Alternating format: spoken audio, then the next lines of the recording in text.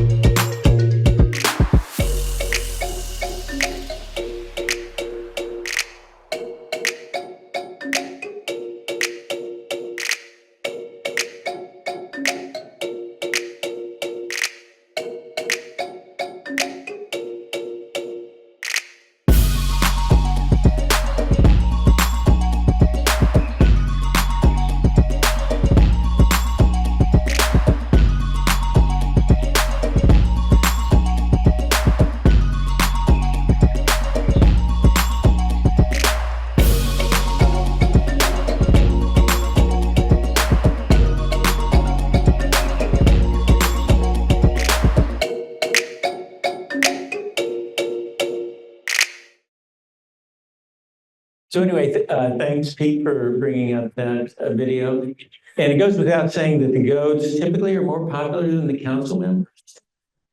We have several pictures of those, and as many as council. So I think we're back. Yes, okay. So the city council establishes goals, and the goals that we want to be sure that we address are that Clive remains a great place to live. It's safe, it has beautiful neighborhoods. It's considered the premier location for families. And we have strong financial stewardship. That is, we make good use of the tax dollars we collect and deliver highly valued services. And we want to maintain and build resilient facilities and infrastructure. Those are the key goals that we're looking at, along with being stewards of the Greenbelt. You see that in our logo. It's something that's very distinctive for the city of Clive. And we're going to expand that and make that even better with Greenbelt Landing as that continues.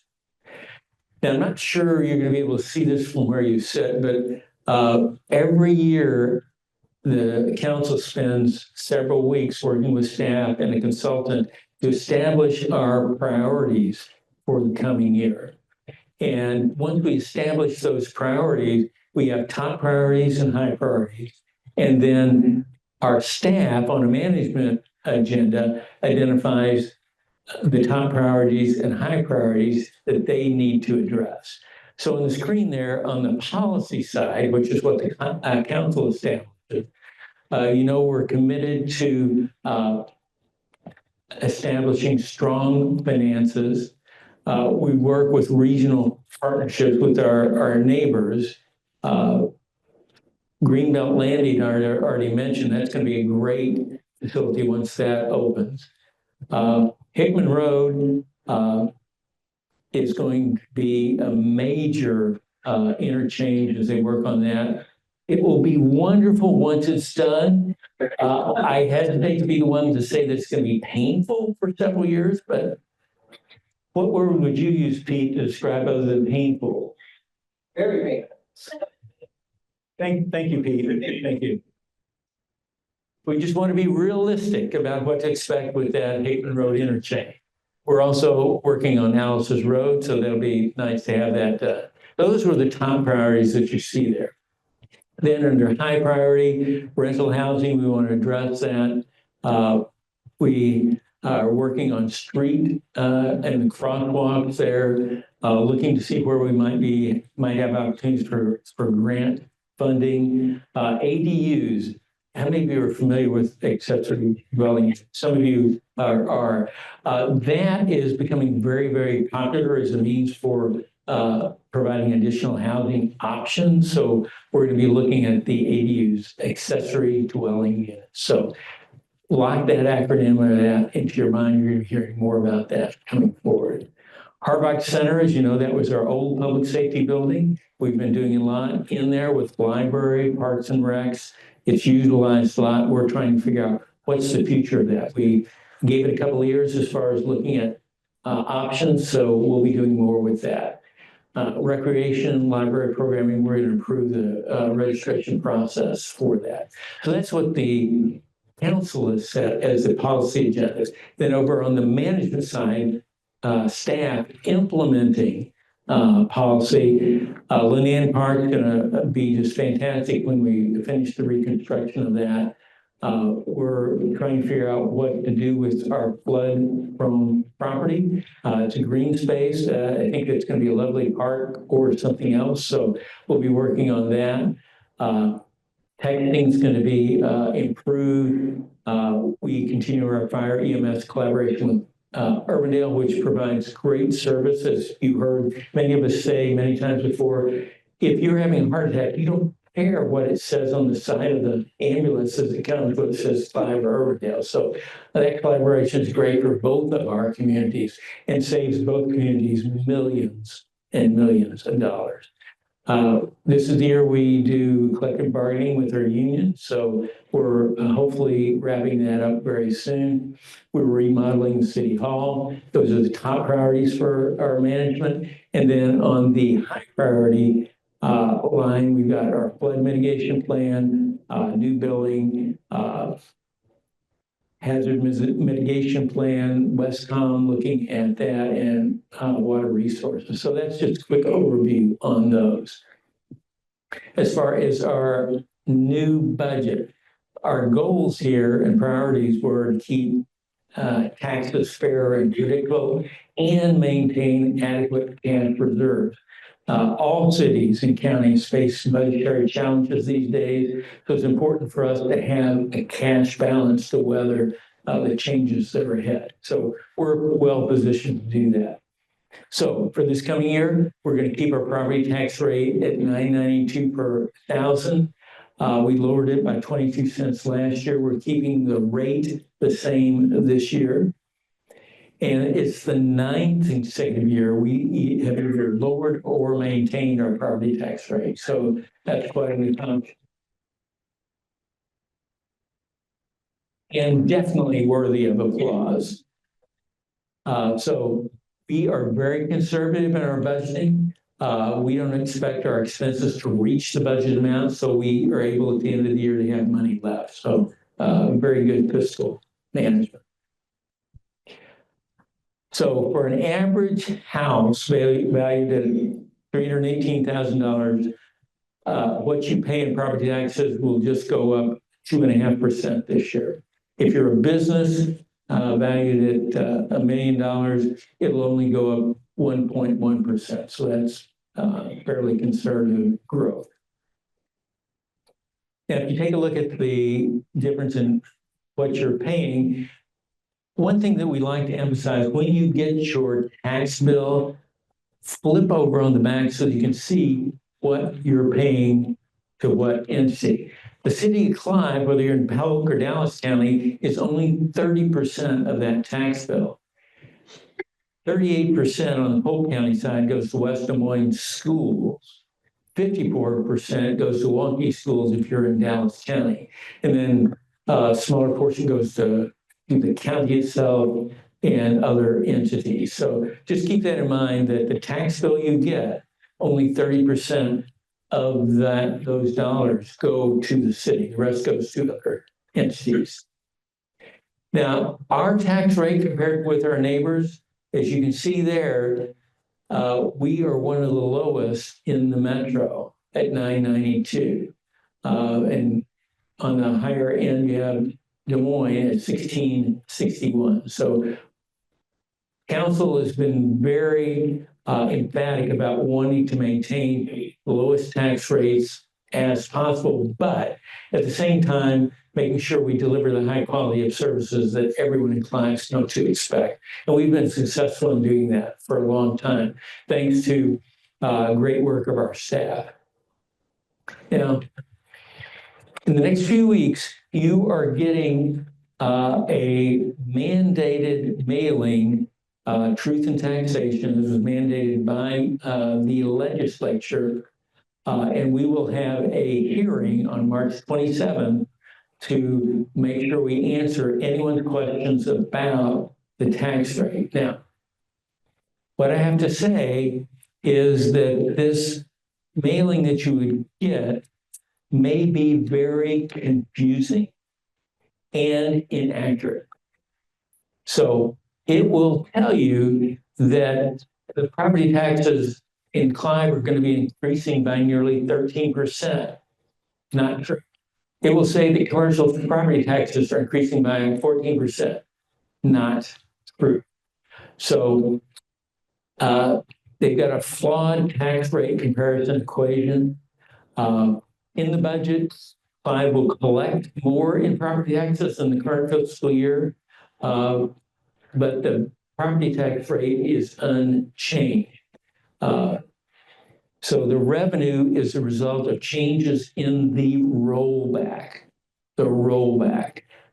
It's a complicated formula, but the change in the rollback and with the addition of additional properties coming onto the tax rolls as we've built new houses and such, that has resulted in us getting more revenue. And so the mailing, that increase reflects that, not what an individual business or household is going to pay. So just be aware, you'll get that. Don't be shocked when you see that increase of 12% or 14%. That's not going to be the case. Keep in mind the slide here that we showed, an increase for business about 1%, household about 2.5%.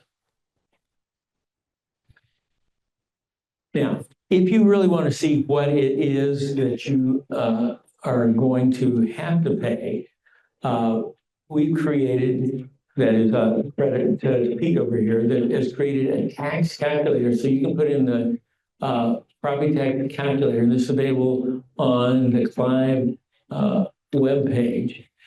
You just put in the amount of your property value, and it will calculate exactly what your property taxes are going to be for this next year. And so that will be a more accurate way to do that. Pete, do you want to say anything about that? Cityofclive.com will have the right on the page, so you can get all of this information and get straight to the calculator. And we don't know why every city doesn't do that. They're not Clive. Hey, Find the information. Yeah. We want to be as transparent as possible and make sure you understand what you're paying in taxes and what value you're getting. This is the receipt showing that $318,000 house, showing you we talked about the rollback, and so you can see the difference in the rollback and how that impacts the estimated taxable property value. And then it shows the figures that we talked about earlier. And again, a lot of detail there. But again, you've got handouts in front of you that you can look at it and see that in more detail. Okay. All right. So just break it down on a daily basis to make it a little bit easier to understand. So that typical $318,000 house, the homeowner there pays basically $4.10 a day for city services. And so if you break that down, that's basically $1 a day for public safety, that's police, fire, EMS, 62 cents of that for recreation, parks and rec, library, and then 37 cents a day for public works. So we think that's a small price to pay for the value you get here in Clive. Now, the total budget, a lot of detail here that you can look at if you want to, but the total budget for the city of Clive, $104 million. So that's a lot of money. Capital fund is a big chunk of that. And so here is that breakdown of how the general fund is spent, and that's $25 million. So you can see public safety at the top, rec and library, about 21%, public works, 13%, and so forth. So that gives you that breakdown. Our capital improvements, that's 45 million. You can see how that breaks down. We're spending $14 million just on streets, $14 million on flood mitigation. Again, we're renovating City Hall. That's $2 million there. Parks, nearly 10 million we're spending there. Stormwater, 2.3 million, and so forth. So that gives you some idea of where that 45 million goes for capital improvements in this next year. This gives some illustration of the work that's going to be done. Country Club, we're in year 2, so that's a total $8 million project, 2.2 million this next year. Alice's Road, if you've been on Alice's Road, you know what needs to be done there. So that total project is 22 million, and this next year we'll spend 3.3 million. It's not cheap to do road work. Lydian Park, we talked about that. That's a $5 million project. Excited to get started on that this summer. And then another big chunk of money goes for parks, natural spaces, and so forth. We also should mention law, local option sales and services tax. That's something you as voters approve. The funding from that really provides a great deal of property tax relief and enables us to do things we wouldn't otherwise be able to do without increasing taxes. So the lost revenue is paying for our public safety center on Hickman, a $15 million project there. It also helps us with Fire Station 43, which we collaborate with Urbandale on. So the loss had a lot of benefit to Clive and to our neighboring communities for that matter. So street rehabilitation, Lydian Park construction, Alice's Road, all of that goes into funding that we use from law. And we will also wanted to promote Greenie the Goat. I don't know how many of you have loaded the app. Pete, do you want to comment on Greenie the Goat?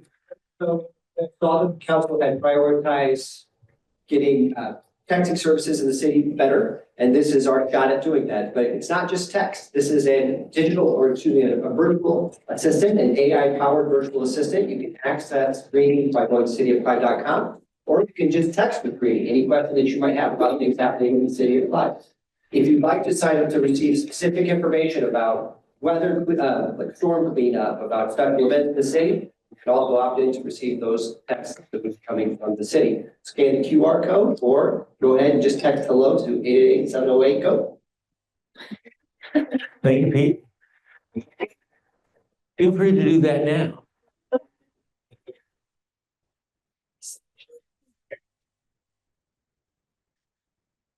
We promise to our residents and our businesses that we're going to keep the high quality services. We're going to keep our fees, property taxes and fees fair, reasonable, predictable for our residents and businesses. As we said before, the average household, the increase is just going to be $69 over what you paid the previous year, 2.5%. For $1 million business, that's just going to be 1.1%, about $150. And I want to thank our council members. They've been integral in directing the city. Again, I mentioned we do our strategic planning every summer. They spend many, many hours providing guidance, and they do great work. And I think I'll have Eric Klein stand up. You can hold your applause or not.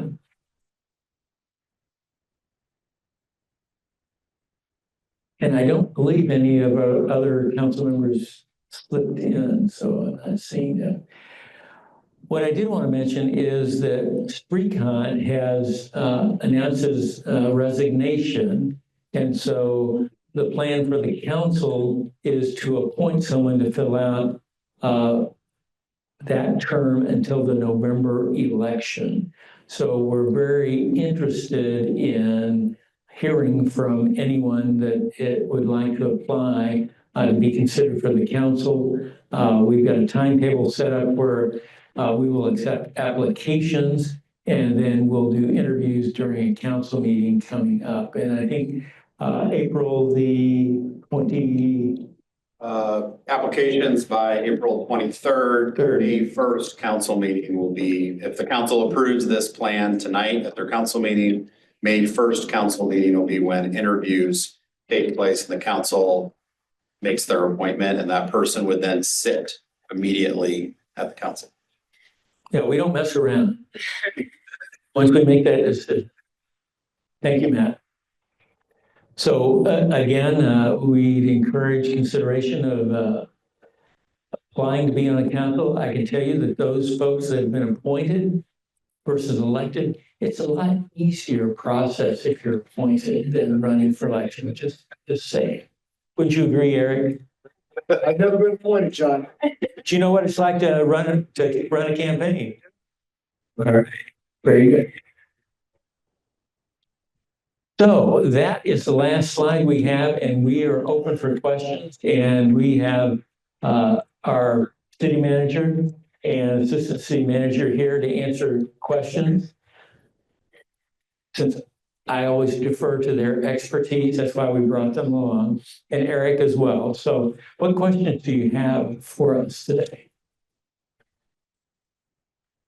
So Yes, Stephanie. I wrote down a few things. Can you tell me what is the rental housing program?